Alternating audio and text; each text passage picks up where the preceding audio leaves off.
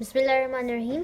अस्सलाम वालेकुम। अभी रिसेंटली मुझे एक स्टूडेंट ने कहा था कि उसको क्वेश्चन नंबर 21 चैप्टर 7 से जो है उसमें उसको प्रॉब्लम हो रहा था। ठीक है, आई डोंट नो उसको इसमें ऐसा तो कोई मसला नहीं था, लेकिन अगर फिर भी इशू आ रहा है तो मैं इसको करवा देती हूँ। करना इसमें यह था कि हम लोगों को इससे बेसिकली इक्वेशन सॉल्व होने में मसला हो रहा होगा, क्योंकि इक्वेशंस बनाने में तो कोई मसला नहीं हो सकता। सही है, तो अब हम लोग इसके जो है इसको मैं इक्वेशंस में बना के मैं इक्वेशंस को सॉल्व करना समझा देती हूँ पार्टिकुलरली, क्योंकि इक्वेशंस बन भी जाए तो वो तीन वेरिएबल्स होते हैं, तो उनको एलिमिनेट करके सब वेरिएबल्स की वैल्यू निकालने में इशू हो सकता है। अच्छा, ये है कौन सा क्वेश्चन? ये एक्सरसाइज 7.1 है, और हम लोग कौन सा इसका क्वेश्चन कर रहे हैं? आखिरी क्वेश्चन है। क्वेश्चन हमारे पास है क्वेश्चन नंबर 21। ठीक है, तो क्वेश्चन नंबर 21 में बेसिकली हम लोगों को 3 पॉइंट्स दिए हुए हैं। एक हमें क्या दिया हुआ है 1 - 2, दूसरा हमें दिया हुआ है -5 2, और तीसरा हमें दिया हुआ है 3 4। ये पॉइंट्स दिए हुए थे। ठीक है, हमें पता है जनरल इक्वेशन जो है x² + y² + 2gx + 2fy + c = 0। ठीक है, जब मैं पॉइंट 1, -2 पुट करूँगी इस इक्वेशन के अंदर, तो मेरे पास इक्वेशन बन जाएगी 2g - 4f प्लस c = -5। एक इक्वेशन मेरे पास ये वाली बन गई। अब दूसरा मैं क्या करूँगी, जब मैं पॉइंट -5, पुट करूँगी तो मेरे पास आ जाएगी 10g - 4f - c = -29। ठीक है, दो इक्वेशन हो गए। और जब मैं पॉइंट पुट करूँगी 3, 4, लास्ट पॉइंट जब मैं पुट करूँगी तो मेरे पास इक्वेशन बनेगी 6g + 8f 6g + 8f और प्लस c = -25। ये आपकी 3 इक्वेशंस बनेंगी। ये इक्वेशंस इसमें सिर्फ हम लोग कहने किस तरह बनी इक्वेशंस, ये पॉइंट्स को मैंने x और y की जगह पुट करके ये इक्वेशंस बनाई है। सही है, अब मैं क्या करूँगी, अब मुझे इन इक्वेशंस को सॉल्व करके GFC की वैल्यूज़ निकालनी है, ताकि मैं वो इस इक्वेशन के अंदर जनरल इक्वेशन में पुट कर दूँ। अब ये जो GFC की वैल्यूज़ हैं ये किस तरीके से निकलेंगी? पहले मुझे सोचना पड़ेगा कि मैं किस वेरिएबल को एलिमिनेट करना चाह रही हूँ। जैसे तीनों इक्वेशंस में से, जैसे अगर मैंने सोच लिया कि मुझे C को एलिमिनेट करना है, तो मैं पहले अगर मुझे C को एलिमिनेट करना होगा तो मैं पहले इन दो को सॉल्व करके C को कैंसिल आउट कर दूँगी, फिर मैं इन दो को सॉल्व करके C को कैंसिल आउट कर दूँगी।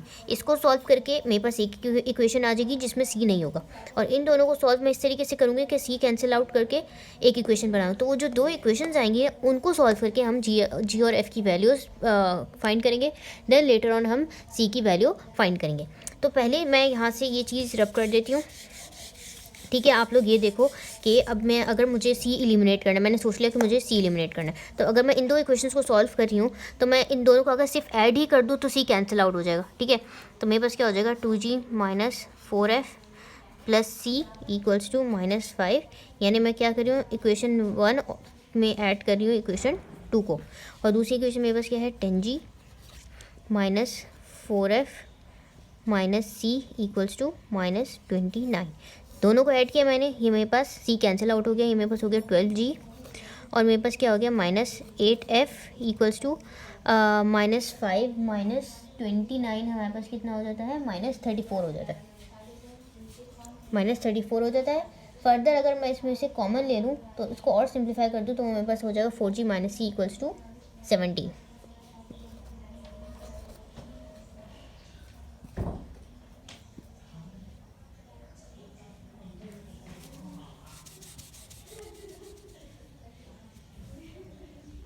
अब हम लोग क्या करेंगे, अब मुझे इन दोनों को सॉल्व करना है। अब मैं ये क्या, मेरे पास अगर हम लोग थोड़ा सा जहन लगाएं तो हम लोग f को एलिमिनेट इजीली कर सकते हैं। किस तरह f को एलिमिनेट कर सकते हैं, अगर मैं इस इक्वेशन को 2 से मल्टीप्लाई करा दूँ तो ये 8 हो जाएगा और दोनों ऐड होके कैंसिल आउट हो जाएंगे।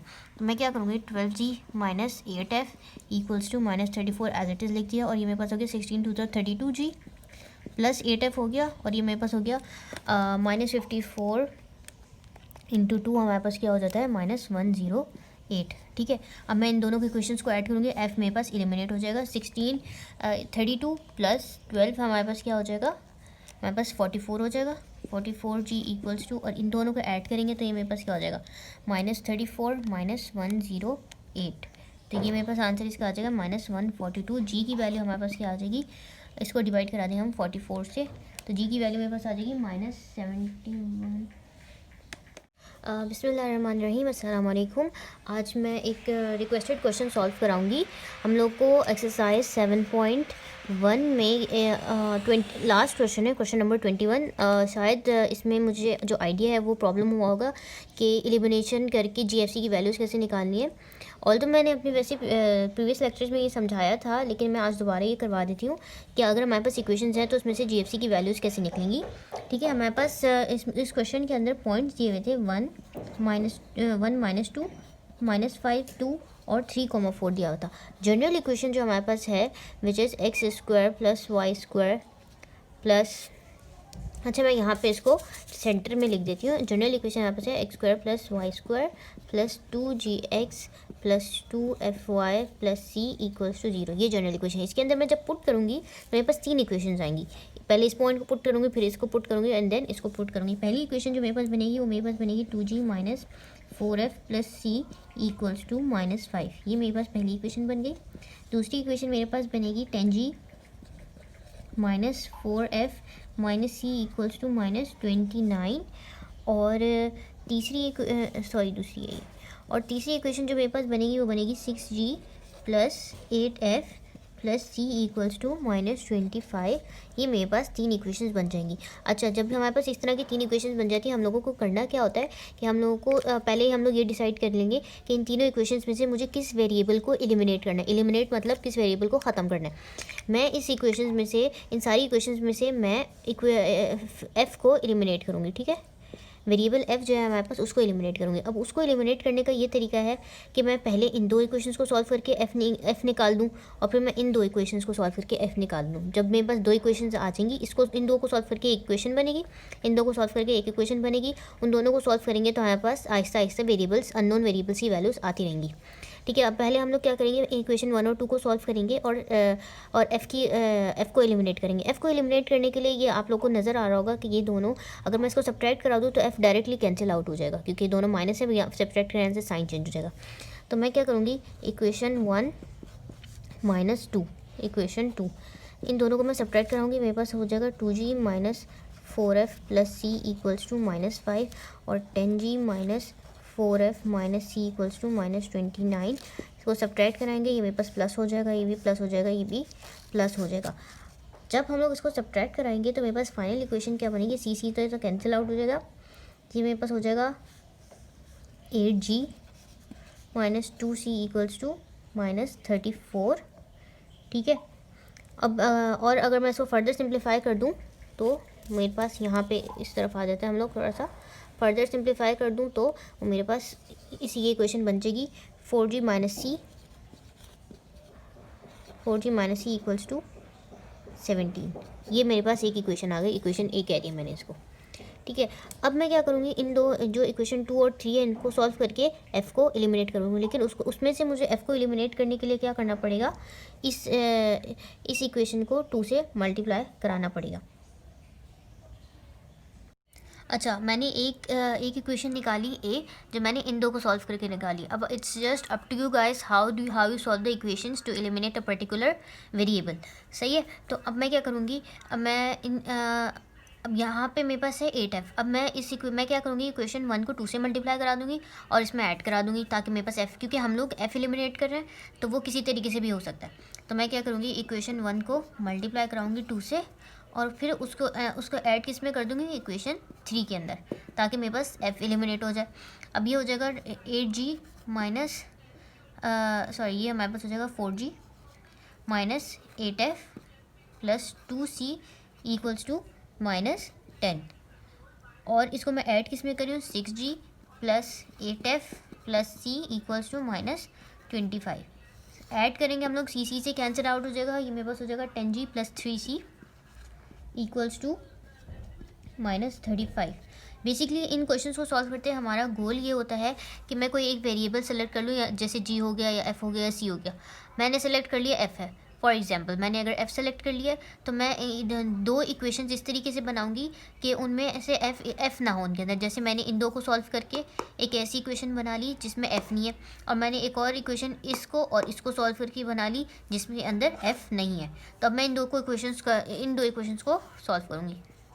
Solving A and B.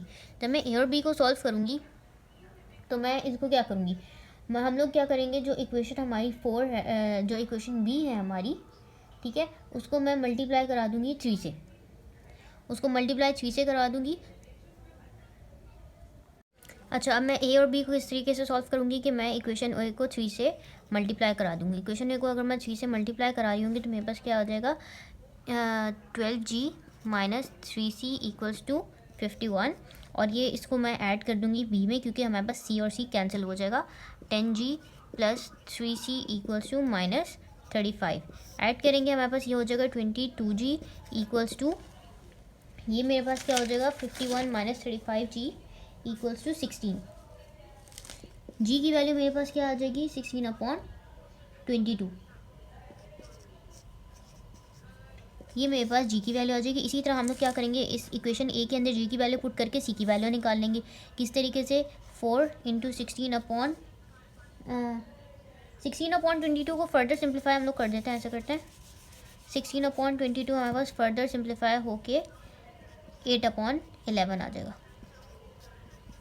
8/11 आ जाएगा। अब इसको मैं इक्वेशन ए के अंदर पुट करूँगी तो ये मेरे पास क्या आ जाएगा 4 8/11 माइनस 17 इक्वल्स टू सी। सी की वैल्यू हमारे पास क्या आ जाएगी, हमारे पास माइनस 155/11 आ जाएगी, माइनस 155/11 आ जाएगी। और इसी तरह इन दो जी और सी की वैल्यू जो मैंने निकाली है, इन दोनों को मैं इक्वेशन 1 में पुट करूँगी तो मैं तो मैं एफ़ की वैल्यू निकाल लूँगी। एफ़ की वैल्यू जो हमारे पास आएगी वो हमारे पास हो जाएगी -21/11। एफ़ की वैल्यू मेरे पास क्या आ जाएगी -21/11, ठीक है। अब इन सारी GFC की वैल्यूज़ को हम जनरल इक्वेशन के अंदर पुट करेंगे और हम लोग इसको सॉल्व कर लें, और हम लोग जनरल इक्वेशन को लिख देंगे, वो हमारा फाइनल सोल्यूशन हो जाएगा। नेक्स्ट वीडियो लेक्चर्स में इंशाल्लाह मैं नेक्स्ट वीक से अपना चैप्टर 8 जो हमारा आखिरी चैप्टर है वो कवर करवाऊँगी, बिकॉज लेटली बहुत बिजी स्केड्यूल था, तो इंशाल्लाह मैं नेक्स्ट वीक से चैप्टर 8 भी करवाऊँगी और उसके बाद further MCQs and then second year का मैथ्स भी स्टार्ट कराऊँगी। Do support me with your likes and subscribes and do share my channel. Thank you.